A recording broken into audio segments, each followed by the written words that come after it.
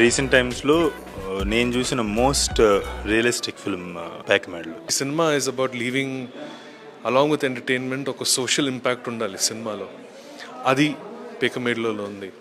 First frame నుండి last frame వరకు ఆ క్యారెక్టర్స్తో ట్రావెల్ చేయించారు.